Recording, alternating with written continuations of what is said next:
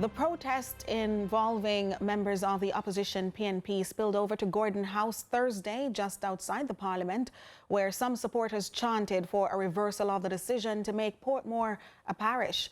On the heels of the throne speech at the opening of the Parliament, opposition members dubbed the move an act of political suicide, insisting beyond gerrymandering, the move would do more harm than good to the governing party.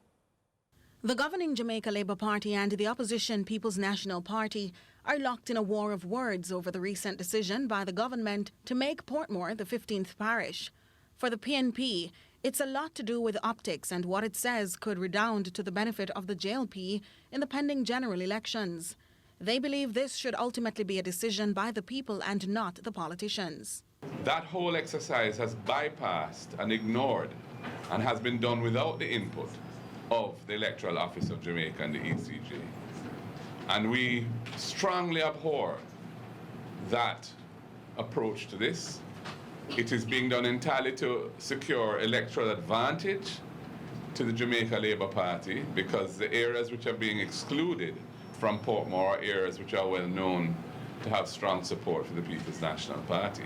Golding further summed up the concerns in as many words during a snap press briefing in the PNP's conference room at the Parliament building, while assuring they'll pursue measures to reverse this should they form the next government. The legislation has a provision that it cannot come into effect until the minister, who would be the Minister of Local Government, issues what's called an appointed day notice, stating the date on which the new law would come into effect. I just mentioned that because I've seen quite a lot out there suggesting that this thing is already in effect. It is not. He maintains the move is an attempt by the government to manipulate boundaries, adding Portmore lacks the necessary amenities to rise to parish status. A position fortified by the party's Portmore spokesman and St. Catherine Southern MP Fitz-Jackson, along with the mayors of Portmore and Spanish Town. Mayor of Portmore Leon Thomas would stand to lose his post, despite some 14,000 at-large votes from the people of Portmore in his favour. But a response from Minister Desmond McKenzie suggests much of what was said by the opposition was not so, and that amenities and plans are in fact in place. The only requirement for a parish is that of a court. And one is there. Parish court is there. Everything else that comes will flow.